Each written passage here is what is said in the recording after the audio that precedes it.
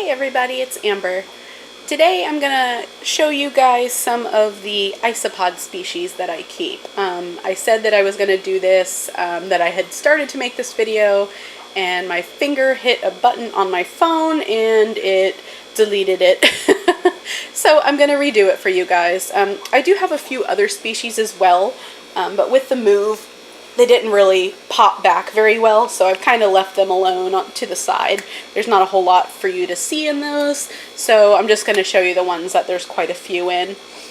I'm not even going to attempt a lot of these Latin names, scientific names, because I'll probably just butcher them. So I'm just going to tell you the common name that you would probably find them in the hobby, show you kind of how I set them up, tell you a little bit about them and what I feed them. All of them are pretty much set up in these shoebox containers. I have a couple different kinds just that I picked up from different stores and such, and these work really well for me. Some of them probably should have some vent holes or some screen or something, but none of them are tight-fitting lids, so they're not getting suffocated or anything like that.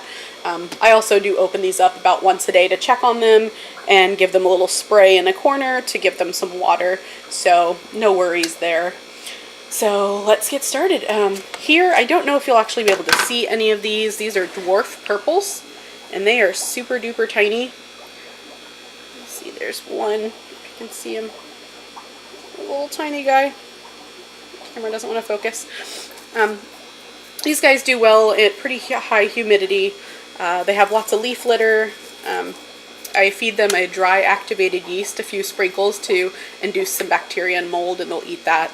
I also feed them some fresh vegetables and fruits, things like that as well. And sometimes I'll feed them some of the roach chow that I make.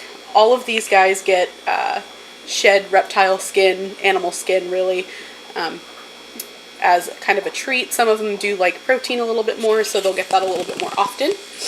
But there are those guys. There's pieces of cork bark and miscellaneous wood in most of them, and they will munch on that too. A lot of these are sometimes known as wood lice and things like that, because they will eat some wood, decaying wood. Let's see, these are the gray scabers. There's one right there. You may also see like the occasional spider or something like that that sneaks in here. I try to knock them out, but you know, they're just trying to get a meal too, so can't blame them. Here's one. These guys like to bury a lot. They're not super interesting looking or anything, they are just gray. These guys are a decent size. A lot of the scaber species aren't, and I might be saying that wrong, it might be scabber, I'm not really sure, I just call them scabers, correct me if I'm wrong, aren't really recommended for keeping with like dart frogs and things like that, because they do like protein and they can go after slime coats and things, so best to leave those be. These are my zebras, and they're really pretty. Obviously you can see why they're called zebras. They have little stripes. They're black and white. They do vary in color quite a bit too. Most of these look just normal. They do get some almost chocolate ones. It might be a little hard to pick up on camera, but they're really neat. Sorry, I know my camera is going to be in and out of focus with all the movement and looking at these little tiny things.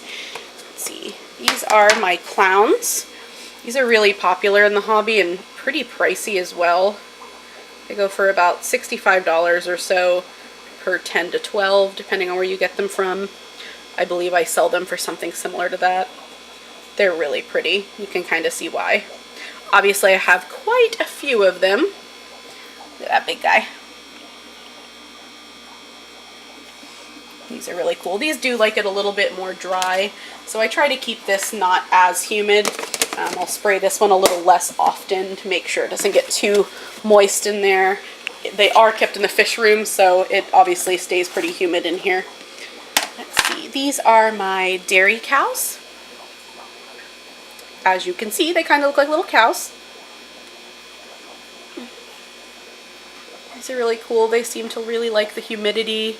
Again, they're pretty fast producing species. There are quite a few, lots of variety in color and pattern. Really, really pretty. I've had some orange ones pop up in here as well, which is kind of neat. I believe they call them Calicos.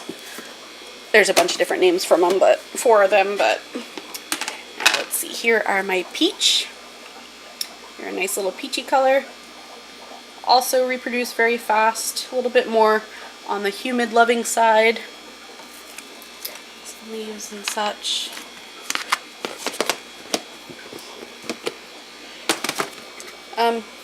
I have heard people say that their isopods can climb and can climb out sometimes. I have never had that problem. Personally, they've never gotten out of these bins or anything. But if you're worried about it, you can always put a little bead of silicone grease, which I can get from like the plumbing section of like Home Depot. It's not harmful or anything like that, just to stop them from climbing. It makes them a little bit too slick. These are Hoffs. These are a very large species of isopod. Let's see if Mama's in here. Very expensive as well. I bought 6 of these, and they were not doing well for me. They weren't reproducing. I kind of thought all hope was lost. I was down to 1 individual, which may have passed at this point. I don't see her in here.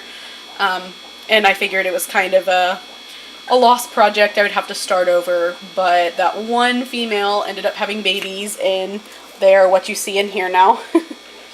So project saved, yay! But they can get probably double this, so they're pretty big. You can get about 1 inch or so, and they're really cool. Really cool. They like a lot more protein that I found, a little bit drier than the other species, or some other species. Let's see, these will be the last ones I show you. These are just common pillbugs that you can find around here. I did find the original culture that I had. I think I started with 6, and they vary a ton in color.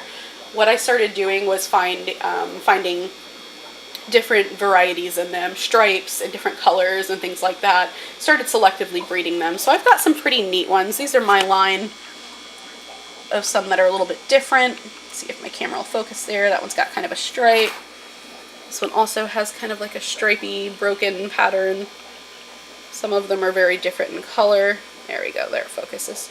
Some of them almost look like the clowns. Not so much in color, but in pattern. So just a little project I've been working on, just something for fun. So I'll go through my main culture of these and pull out any that kind of look odd or different, and I'll put them in here. I don't know how many of my Florida Fast here I have, but I'm going to try to show you anyways. See if I can find any. This culture kind of crashed on me as well, so I'm not sure that there's any in here, to be honest. Oh, there they are.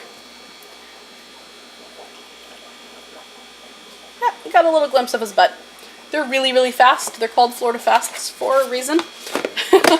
So they're really difficult to grab and catch. Because you can squish them kind of easily. They don't completely roll up into a ball, which is the difference between isopods and roly-polies. Isopods can't completely form that tight little ball that you see sometimes, whereas roly-polies can. They can completely roll up into that tight little armadillo ball. And they're pretty neat, honestly, all of them. I used to catch these as kids, the little common ones, and I've always loved them and enjoyed them. So yeah, that's my little collection of isopods. Like I said, I do have giant orange and a couple other species, but they aren't doing super well, so I'm just kind of letting them go, see how they do. Hopefully they'll pop back. I check on them every now and again and feed them, and that's about it. I hope you guys have a good weekend, and I'll see you soon.